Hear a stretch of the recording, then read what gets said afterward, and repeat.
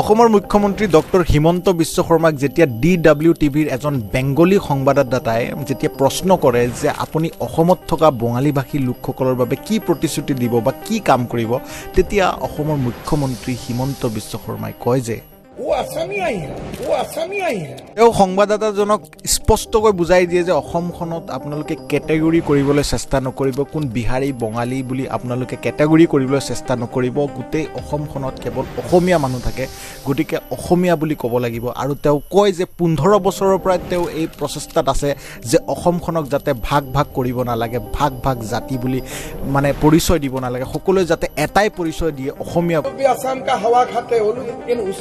Category बना देते हैं। अब हम लोग जो लास्ट 15 साल से ट्राई कर रहे हैं, लोग आसामीज बंगाली ये सब ही यूज ना करें। लोग प्राउड आसामीज है, यही हमारा एंगल है और हम लोग अभी काफी विषय में सक्सेस भी मिल गया बोली। किंतु এই প্ৰতিশ্ৰুতি বা এই কাৰ্য কিমানখিনি সম্পূৰ্ণ হৈছে বা কিমানখিনি সফল হৈছে সেই বিষয়ে অসমৰ ৰাইজে গম পায়। কাৰণ অসমত আজি আপোনালোকে দেখা পাইছে, কালিও দেখা পাইছে, পৰহিও দেখা পাইছে আৰু এনেকৈ দেখা পাই থাকিব।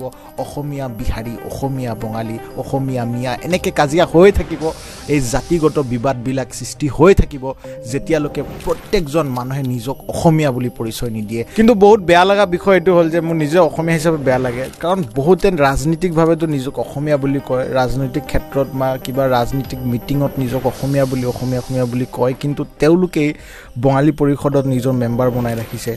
কোনোবা বিহাৰী সম্প্ৰদায়ৰ মানুহে বিহাৰী পৰিষদ গঠন কৰি ৰাখিছে, বিহাৰী সন্থা খুলি ৰাখিছে। তেনেকৈ যদি আপোনালোকে নিজৰ জাতিগতভাৱে এটা সন্থা খুলিয়েই লয়, তেনেহ'লে নিজক অসমীয়া বুলি পৰিচয় দিয়াৰ কি অৰ্থ থাকিল? একো অৰ্থ নাথাকিল। এইবোৰ যদি এনেকৈ হৈ থাকে, প্ৰত্যেকটো জাতি নিজৰ সংগঠন বনাই লৈ পেলাই যদি নিজৰ জাতিটোক মই হেৰি কৰিম বুলি, মই ৰক্ষা কৰিম বুলি তেনেকৈ যদি আপোনালোকে জাতি সংগঠন বনাই লয়, তেনেহ'লে এই অসমখনত জিন্দগীত কেতিয়াও এইবোৰ দাংগা ফচাদ, এইবোৰ মাৰপিট, অসমীয়াই বঙালীক মাৰিলে, বিহাৰী অসমীয়াক মাৰিলে, দেখিছে ৰিচেণ্টলি গুৱাহাটীত এইবিলাক ষ্টাৰ্ট হৈ গৈছে। তো এইবিলাক কেতিয়াও শেষ নহ'ব আৰু অসমখন লাহে লাহে আকৌ নিজৰ মাজতে কাজিয়া লাগি, নিজৰ মানুহবিলাকৰ মাজতে কাজিয়া পিটি লাগি, হিন্দু বুলি কয়, কিন্তু হিন্দুৰ মাজতে কাজিয়া লাগি অসমখন আকৌ বৰবাদ হ'ব। গতিকে আগতেই মই সাৱধান কৰি দিছোঁ, হিমন্ত বিশ্ব শৰ্মা ডাঙৰীয়াই ভালেই কথা কৈছে, তেওঁ চিন্তাধাৰা ঠিকে আছে। গোটেই অসমখনত যিমান হিন্দু মানুহ আছে, যিমান অসমীয়া হওক বঙালী হওক, নিজক অসমীয়া বুলি পৰিচয় দিব লাগে। কাৰণ ভাগ যিমান হ'ব সিমান আমাৰ মাজত কাজিয়া পেচালৰ সৃষ্টি হ'ব।